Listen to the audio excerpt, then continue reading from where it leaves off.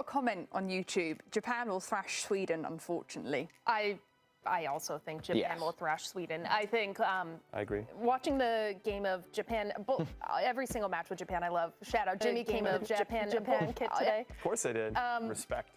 But them even going against the Netherlands and even watching the game, I was like, why are they crossing so much? Van Dijk's in the center of the pit. They're scoring headers against the Netherlands. They're sending in crosses. They're scoring from distance. They're scoring in every variety of way. Sweden against the Netherlands couldn't defend a cross to save their life. They couldn't get good pressure on the wing channels. They were open in the center of the pitch, even though that's where they had numbers concentrated.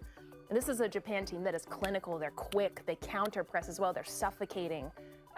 I just think Sweden, they have to have a completely different game if they're going to take one over Japan. It'll probably go down to goal difference as well, because Netherlands is tied on points with Japan, and they're actually +4 on goal difference. So it's how do you run up the score? And you have to imagine that the Netherlands is going to be able to beat Tunisia by more goals than Japan will beat Sweden, you would think. But to Darian's point too, just the way that Japan has gotten back into matches as well, even when they go down, there's just a fearlessness about them. Those are two dark horses though, right? If we consider them. Japan were one that coming into this tournament, and Netherlands, and I think that they could both make a statement going further. Tough opponents. Sweden is out, by the way. Sweden is out to any of those teams if they go through in the third place, if they manage to. But yeah, should be interesting. I think what's interesting about Japan is they have significant injuries to some of their key players. So no Endo, who's their captain. No Mitama, who's out. No Minamino, who's out. Take Kubo got hurt in that first game against the Dutch. He's most likely out with a knee injury, reportedly out with a knee injury for the rest of the tournament.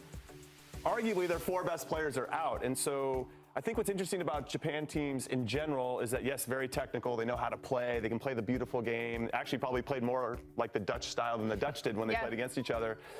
And now I feel like I see it in this team where, they can come back in tough situations. They're not going to get bullied or pushed over. They are going to fight. And when you lose 4 of your best players, I wonder if that gets amplified, because you know that's what you're going to have to do to survive. So I've been really impressed with Japan, and I would not want to play them in the knockout rounds.